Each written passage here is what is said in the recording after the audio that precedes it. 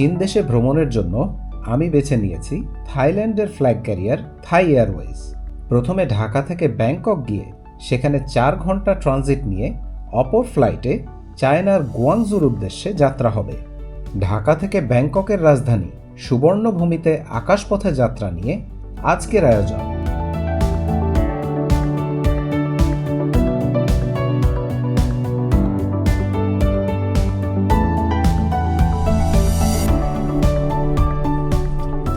নতুন যাত্রার জন্য প্রস্তুত হয়ে গেছি। হ্যাঁ, ও আচ্ছা আচ্ছা, তাহলে এখান দিয়ে আপনি ঘুরে যান। আমার গাড়িতে করে বিমানবন্দর পুরোপুরি ঢোকা হলো না, সামনে অনেক ট্রাফিক। যাই হোক, এখানে নেমে যাই। হ্যাঁ, আপনি এখান থেকে ডান দিয়ে ঘুরে যান, আমাকে এখানে নামিয়ে দিয়ে যান, আমি নেমে হেঁটে হেঁটে চলে যাই। যা হোক, আজকে যাত্রা হবে থাই এয়ারওয়েজে। সেই উদ্দেশ্যে আমি চলে এসেছি হজরত শাহজালাল আন্তর্জাতিক বিমানবন্দরে। বিমানবন্দরে এসে এরকম হেঁটে হেঁটে ঢোকে কয়জন, আমি ঢুকছি। তো যাই হোক, এখন ঘড়িতে সময় কয়টা, 10:30 বাজে। ফ্লাইটের এখনও অনেক সময় আছে, কোনো সমস্যা নেই। গাড়িওয়ালা না আসলেও কিছু আসা যায় না, আমি টুকটুক করে হাঁটতে হাঁটতে উপরে উঠে যাব। কারণ এখানে যে পরিমাণ গাড়ির সিরিয়াল, ওই গাড়িওয়ালা আসলে ওর আধা ঘন্টা 45 মিনিট লেগে যাবে। এজন্যই আর সে এদিকে আসার ব্যাপারে আগ্রহী হলো না।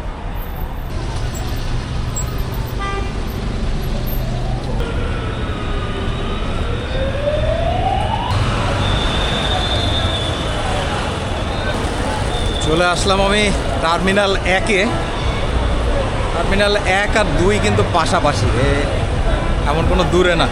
টার্মিনাল 3 দূরে আছে, 3 এখনো চালু হয়নি। চালু হলে হয়তো ভিতর দিয়ে যাবার কোনো ব্যবস্থা থাকবে, থাকাটা উচিত।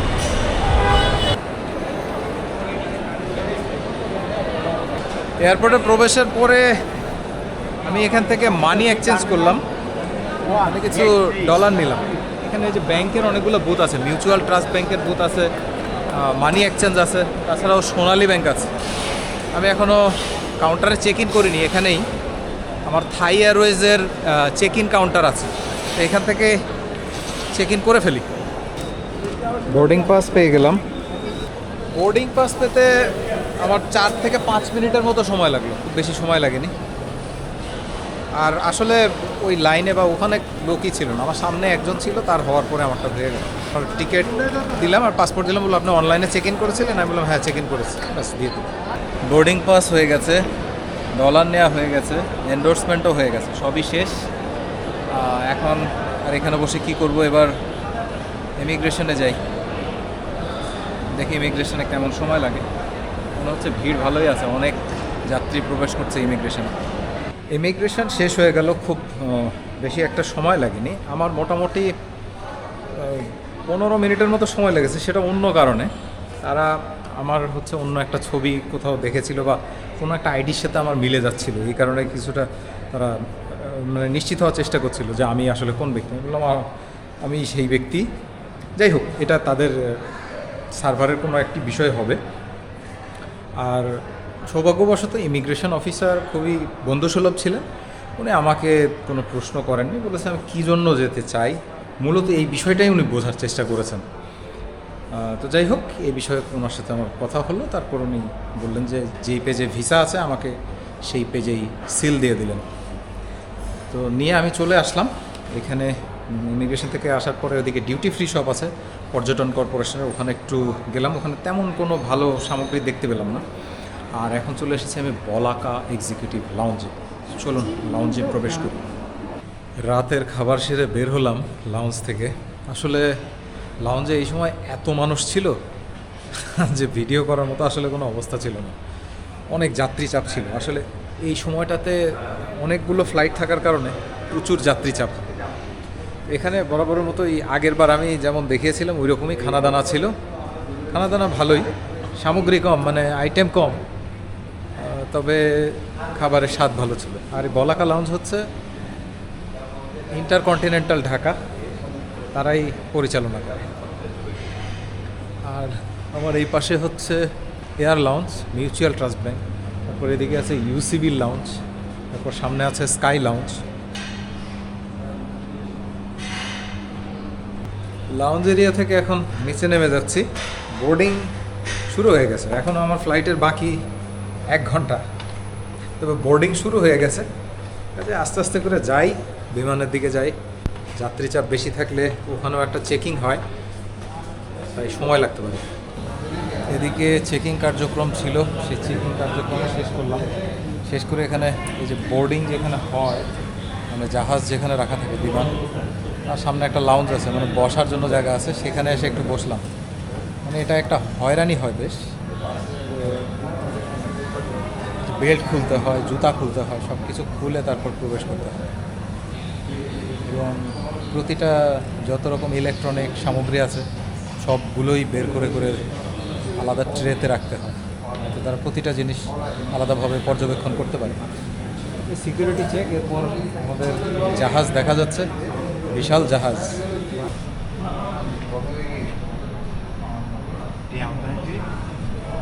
আরেকটি বিষয়, আজকে আমি তো যাচ্ছি থাই এয়ারওয়েজে। থাই এয়ারওয়েজে কিন্তু আমি থাইল্যান্ড যাচ্ছি না, আমি মূলত যাচ্ছি গুয়াংজুতে, মানে চায়না। তবে থাই এয়ারওয়েজে গুয়াংজু পর্যন্ত ভাড়া ওয়ান ওয়ে সাধারণত 35-36 হাজার টাকা, আমারও এরকমই পড়েছে। তবে ঢাকা থেকে যদি শুধু ব্যাংকক পর্যন্তই যান, সেক্ষেত্রে দেখা যায় যে এরকমই পড়ে ওয়ান ওয়ে। আর গুয়াংজু পর্যন্ত থাই এয়ারওয়েজে আপ ডাউন ভাড়া 55 হাজার টাকা বা তার আশেপাশে হয়ে থাকে। তবে বিশেষ কোনো উৎসব বা এমন সময় ভাড়া কিন্তু বেশি হতে পারে। আর আমার এই ফ্লাইটে প্রথমে আমি যাব হচ্ছে ব্যাংকক, ঢাকা থেকে ব্যাংকক। ব্যাংকক যাওয়ার পর সেখানে 4 ঘন্টার একটা ট্রানজিটের পর আরেকটি বিমানে করে সে ব্যাংকক থেকে গুয়াংজু পর্যন্ত। বোর্ডিং ব্রিজ, আর এই বোর্ডিং ব্রিজ পার হয়ে আমরা জাহাজে উঠব।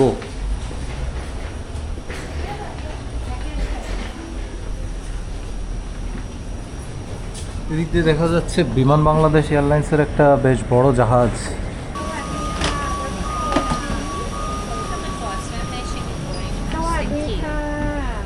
The other side, turn right this way.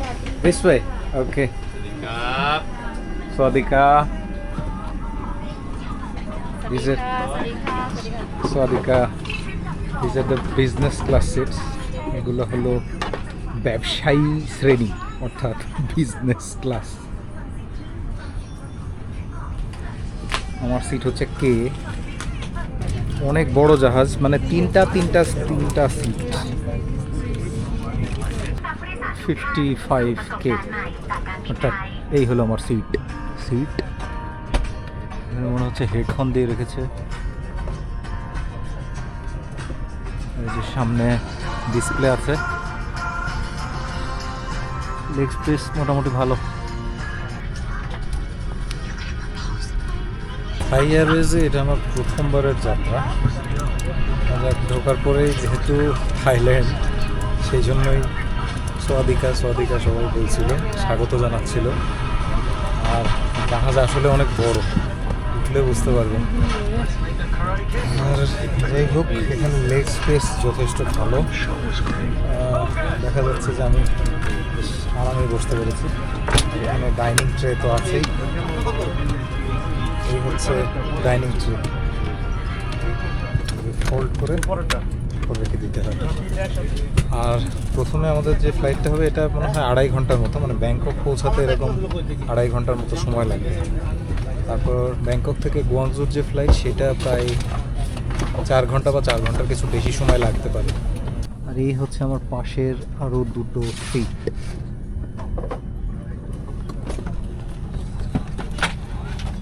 Welcome Thai Airways বলছে।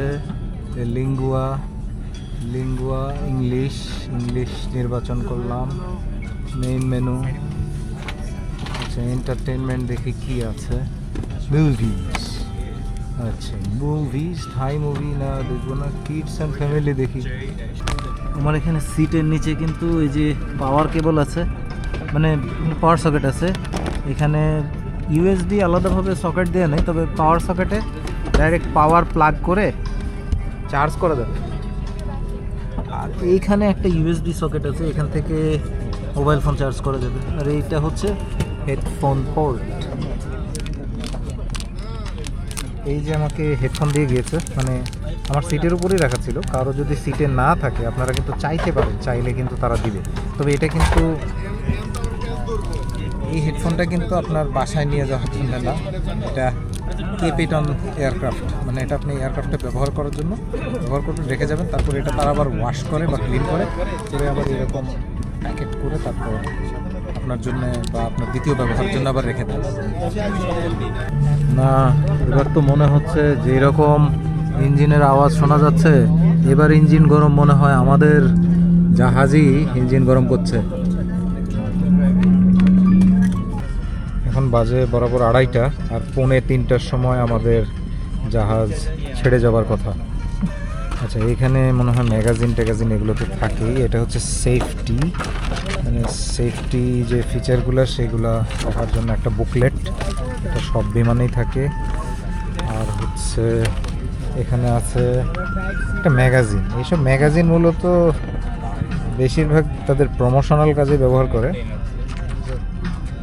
মানে দেখা যায় যে ডিউটি ফ্রি বিভিন্ন সামগ্রী, যে যেমন এটা স্কাই শপ, এই দোকানে কি কি পাওয়া যায় সেগুলো নিয়ে।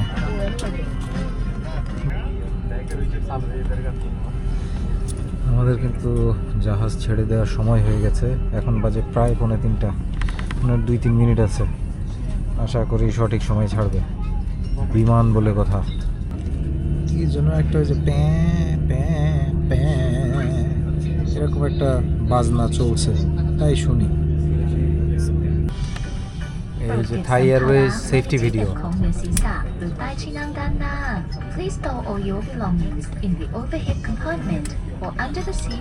সবগুলো বিমানের এই নিয়ম এবং প্রোমো ভিডিও বা এই সেফটি ভিডিও প্রায় একই। তবে আমি আপনাদের এর আগেও বলেছি, শ্রীলঙ্কান এয়ারলাইন্সের পুরানা একটা যে সেফটি ভিডিও আছে অ্যানিমেটেড, অসাধারণ। আমার মনে হয় ওইটার উপরে আর কোনো অ্যানিমেটেড ভিডিও হয় না, মানে এই বিমানের জন্য যে সেফটি ভিডিও, এরকম সেফটি ভিডিও হয় না। আপনারা কেউ না দেখে থাকলে দেখবেন। ก่อนเครื่องบินขึ้นและลง กรุณาเก็บอุปกรณ์ต่างๆเข้าที่ Prior to take off and landing คำช่วยเหลือ If you drop your electronic device under your seat do not adjust the fast passengers 3:30 পার হয়ে গেল, মানে 2:50 বাজলো, তাও তো আমাদের জাহাজ ছাড়ে না। ঘটনা কি? এই বিমানটাও একেবারে দেশে বিমান না, এটা হচ্ছে থাইল্যান্ডের ফ্ল্যাগ ক্যারিয়ার। আমাদের বাংলাদেশের যেমন ফ্ল্যাগ ক্যারিয়ার বিমান বাংলাদেশ এয়ারলাইন্স, থাইল্যান্ডের ফ্ল্যাগ ক্যারিয়ার থাই এয়ারওয়েজ। তাদের সার্ভিস যথেষ্ট ভালো হওয়ার কথা। আর তারা হচ্ছে বিমান গোষ্ঠী আছে একটা, স্টার এলিয়েন্সের সদস্য। স্টার এলিয়েন্সের অনেক বড় বড় কোম্পানির বিমান আছে। স্টার এলিয়েন্সে থাকতে হলে অনেক রকম শর্ত বা নিয়ম নীতি তাদেরকে মানতে হবে। যে কুশন আছে, চাপাই দেওয়া যায়, খোয়া লাগবে না, এইটুকুর মধ্যেই থাকবে। Please be informed that Thaiway is a non-smoking airline and we will not serve alcohol to passengers under the age of 18, those who appear intoxicated. The consumption of your own alcoholic beverages is not permitted. You will find a copy of our duty-free catalog with the order form in the seat pocket. If you would like to make purchase, please contact our cabin crew. Sales will be closed 45 minutes before landing. We wish you a pleasant flight. Thank you. Pilot সাহেবা কথা বললেন। যাই হোক, এখন আমাদের বিমানে যে parking থেকে এদিকে ট্যাক্সিওয়ের দিকে যাবে। এখন সময় ভালোই লাগবে। আমাদের বিমান কিন্তু ছাড়লো 2:45 পরে, মানে 52-তে। এবার কিন্তু আসলেই ইঞ্জিন গরম হচ্ছে। বিদায় হজরত শাহজালাল আন্তর্জাতিক বিমানবন্দর, ঢাকা। ওইদিকে দেখা যাচ্ছে সৌদিয়ার একটা বিশাল জাহাজ দাঁড়িয়ে আছে। এদিকে দেখা যাচ্ছে ছোট ছোট, এই যে এগুলো সম্ভবত ATR কানাডিয়ান বিমান, US বাংলার। কি বিশাল পাখা এই জাহাজের, দেখতে ভালোই লাগছে। বেশ জোরে সরে যাচ্ছে কিন্তু। এইদিকে একটা, এটা সম্ভবত কার্গো বিমান। Atlas air. আপনাদের যদি কারো জানা থাকে এটা জানাবেন। এটা আমার কাছে মনে হলো কার্গো বিমান, যাত্রীবাহী বিমান না, অ্যাটলাস এয়ার। আর এইখানে তো দেখে মনে হচ্ছে ইউনাইটেড এয়ারওয়েজের এয়ারক্রাফট। ইউনাইটেড এয়ারওয়েজ ডিফাঙ্ক্ট একটা কোম্পানি, বাংলাদেশ থেকে ধ্বংস হয়ে গেছে।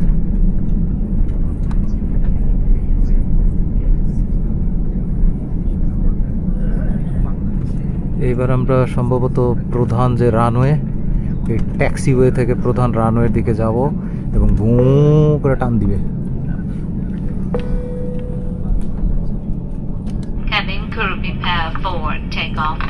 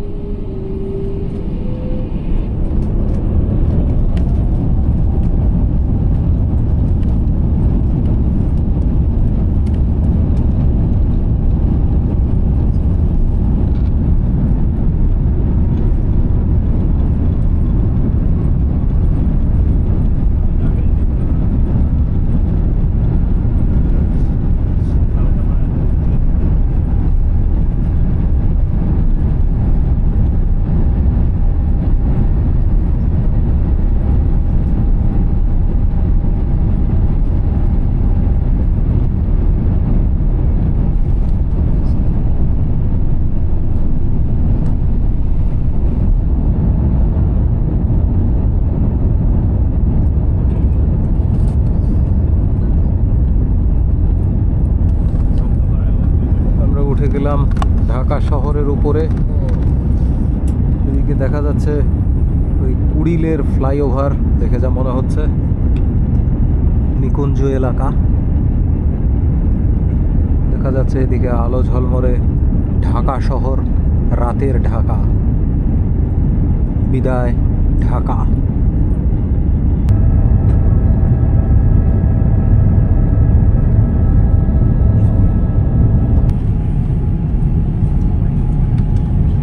থেকে যে চট্টগ্রাম হয়ে কক্সবাজারের ওই দিকে যাবে না, কক্সবাজারের আরও আগে দিয়েই দিক দিয়ে তারপর মায়ানমারের উপর দিয়ে ব্যাংককের সুবর্ণভূমি বিমানবন্দরে গিয়ে পৌঁছাবে। এটাই হচ্ছে পাথ বা আমাদের গতিপথ। আমাদের গতি 500 কিলোমিটারের উপরে। เก็บของมีค่าไว้กับตัวตลอดเวลาขอบคุณค่ะ Runs may occur on any time during the flight. We strongly recommend to keep your seatbelts fastened at all times whenever seated. Please store your belongings in the overhead compartments or under the seat in front of you. May we remind you to keep your valuables with you throughout the flight. Thank you. আমরা এখন 30,000 fit উপরে। Turbulence হচ্ছে, বেশ ঝাঁকি হচ্ছে। Bangkok এখনও 1329 kilometre দূরে। আর আমাদের গ্রাউন্ড স্পিড, মানে ভূমিতে থাকলে যেমন স্পিড হতো, ওটা 961 কিলোমিটার ঘন্টা প্রতি। দুর্দান্ত গতি নিয়ে কিন্তু ছুটছে আমাদের ট্রেন। আমরা কিন্তু চট্টগ্রামের আকাশে। কি বুঝলেন? চট্টগ্রামের আকাশে। আমার পাশে যে সমস্ত মানুষেরা আছেন এনারা কিন্তু চট্টগ্রামের মানুষ। চট্টগ্রাম থেকে আজকে কিসে আসছে জানেন? সোনার বাংলা ট্রেন ধরে আসছে এই প্লেন ধরার জন্যে। এবং সোনার বাংলা ট্রেন ধরে যে আসছে, ওনাদের কিন্তু প্লেন মিস হয়ে যাওয়ার মতো অবস্থা। রাত 1টার সময় বিমানবন্দর স্টেশনে পৌঁছেছে। ঠিক না ভাই? এই হচ্ছে অবস্থা সোনার বাংলা। যাই হোক, আমরা এখন সেই চট্টগ্রামের আকাশ, বাংলার আকাশেই আছি। আর কিছুক্ষণের মধ্যে বাংলার আকাশ ছেড়ে আমরা বার্মিজ আকাশ বা মিয়ানমারের আকাশে সীমানায় ঢুকে যাব। আমরা চট্টগ্রামের আকাশ কিন্তু প্রায় পার হয়ে যাচ্ছি। আমার মনে হচ্ছে একেবারেই শাহপরীর দ্বীপ বা ওই এলাকার কাছাকাছি আছি। এখন রাতের বেলা তো কিছুই দেখার উপায় নাই, এখানে ভূগোল দেখেই বুঝতে হবে। এটা জুম হচ্ছে না, আমি জুম করার চেষ্টা করছি। তবে আমার কাছে মনে হচ্ছে যতটুকু সময় অতিক্রান্ত হয়েছে, এই শাহপরীর দ্বীপ বা এরকম এই এলাকার কাছাকাছি দিয়ে আমরা পার হচ্ছি। মানে আমরা কিছুক্ষণের মধ্যে আমরা মায়ানমারের আকাশের সীমানায় প্রবেশ করব। এদিকে খাবার পরিবেশন কিন্তু শুরু হয়ে গেছে, আমাদের কাছে খাবার চলে আসবে। আমাদের বিমান ছাড়ার 40 মিনিট মতো হয়ে গেছে। এই হচ্ছে খাবার চলে আসছে, আজকে মাছ ছাড়া কিছুই নাই। এখানে কি যেন একটা আছে ঠান্ডা, আর এটা বললো এটা হালাল, একদম খাবার গরম, খুবই ভালো ফ্লেভার আসছিল। আছে কিছু একটা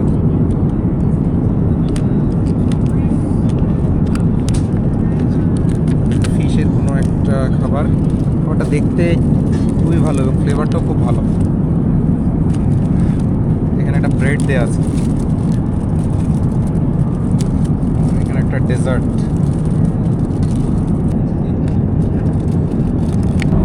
আমরা মনে হচ্ছে মিয়ানমারের কোনো একটা শহরের কাছ দিয়ে যাচ্ছি।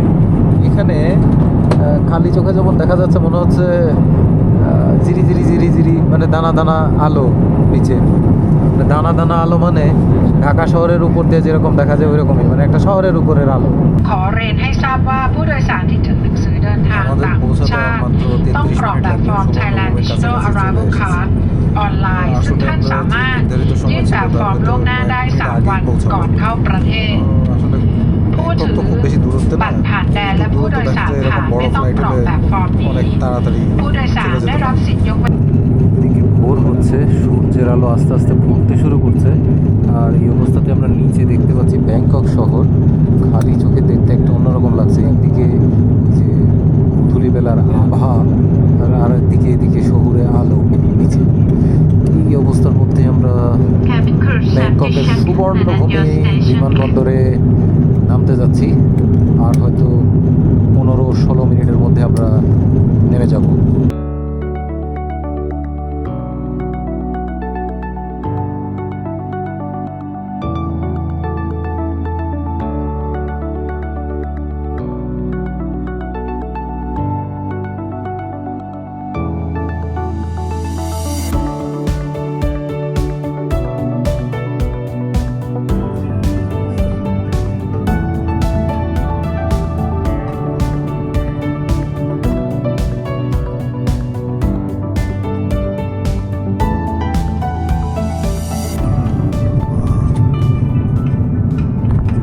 আমাদের বিমানটা ঘুরছে, এই জন্য ডান দিকে কাত হয়ে যাচ্ছে।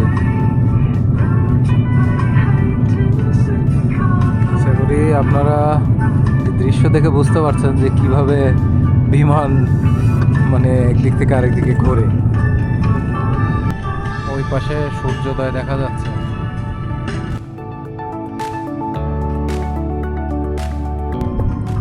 আমাদের বিমান ঘুরে গেল, আর ঘুরে যাওয়ার ফলে সূর্য ছিল ওই পাশে, এবার সূর্য আমাদের পাশে চলে আসলো। তার মানে বিমান সম্পূর্ণরূপে বিপরীতমুখী ঘুরে গেল, যার মানে বলা যায় অ্যাবাউট টার্ন।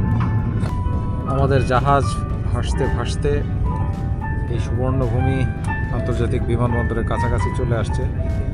এখানেও ক্যামেরা ভিউতে দেখা যাচ্ছে আমরা কিন্তু ভূমির কাছাকাছি চলে আসছি।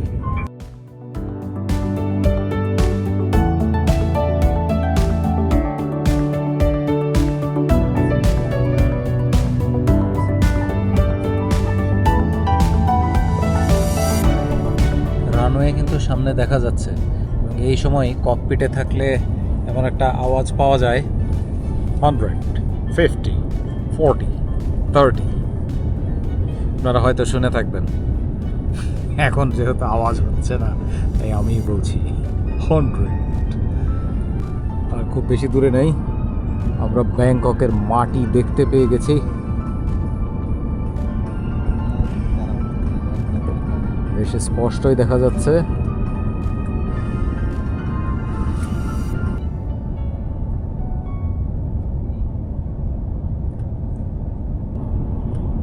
একেবারে বিমানবন্দর রানওয়ের ভিতরেই ঢুকে গেছি।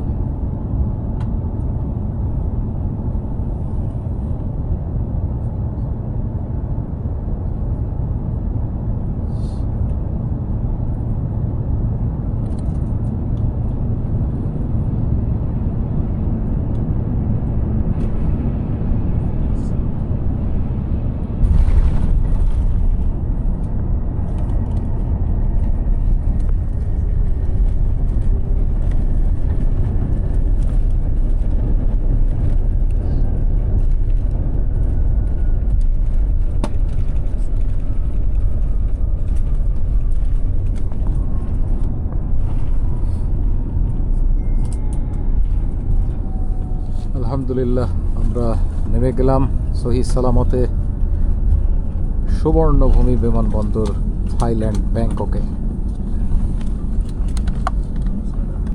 এই রাস্তা দিয়ে আমরা আসলাম। ท่านผู้โดยสารคะการบินไทยได้นำท่านมาถึงท่าอากาศยานสุวรรณภูมิแล้วค่ะ เพื่อความปลอดภัยกรุณานั่งรัดเข็มขัดอยู่กับที่ আমি কিন্তু বুঝে গেছি পাইলট সাহেব কি বলছেন। বলছে আমরা এখন সুবর্ণভূমিতে নেমে গেছি। ตกลงมาถูกตัวท่านสามารถรับกระเป๋าได้ที่สายพานหมายเลข 15 ค่ะ สายพานหมายเลข 15 ค่ะ For more information about Thai, please go to our website at thaiairways.com or Thai Airways mobile application. Thank you.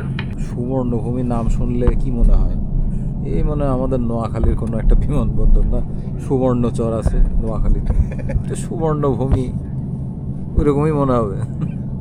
দুইটা বিমানবন্দর আছে বাংলাদেশের বাইরে, কিন্তু নাম শুনলে মনে হবে যেন একেবারেই বাংলাদেশের ভিতরে। একটা হচ্ছে সুবর্ণভূমি আর একটা হচ্ছে ত্রিভুবন।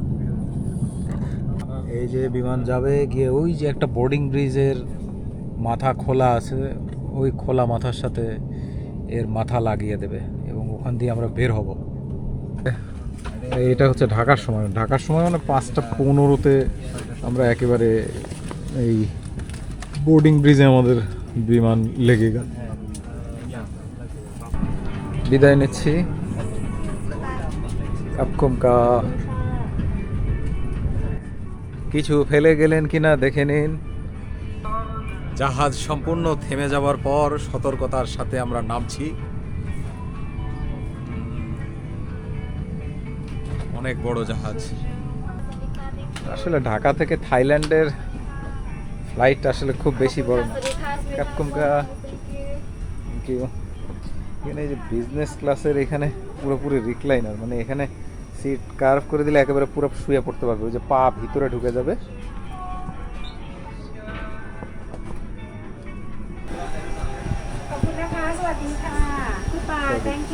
Thank you.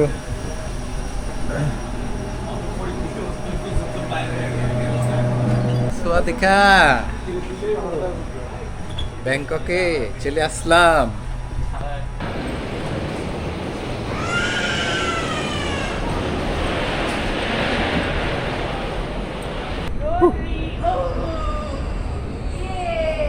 চলন্ত রাস্তা, আমরা চলন্ত সিঁড়ি দেখেছি, এই হলো চলন্ত রাস্তা। দাঁড়িয়ে থাকবেন, অটোমেটিক আপনাকে নিয়ে চলে যাবে। যেখানে অটোমেটিক ফিল, এখানে ওয়াটার ডিসপেন্সার আছে, মানে পানির বোতল যদি কেউ আনেন সে পানি ভরতে পারবেন। এই যে ড্রিঙ্কিং ওয়াটার, কত সুন্দর করে সিম্বল দেওয়া আছে। এটা খুবই ভালো একটা জিনিস, যেমন সেবামূলক কাজ তেমন উপকারী। পানির অপর নাম জীবন। ঢাকা এয়ারপোর্টেই তো আমি এরকম পানি খুঁজে পেলাম। পানি খেতে হলে মানুষকে পয়সা দিয়ে পানি কিনতে হবে। যাই হোক, পানির বোতল আমারও আছে, তবে পানি আমি নিলাম না, কারণ পানি এখনো এক বোতল আছে। বিমানে একটা পানি দিয়েছিল এত বড়, পানিটা প্রয়োজন হয়নি, ওটাই আছে। খাওয়ার পানি নেওয়ার দরকার নেই। আবার যখন আর এক ফ্লাইটে উঠবো তখন পানি থাকলেও পানি ফেলে দেবে, সুতরাং পানি জমিয়ে লাভ নেই।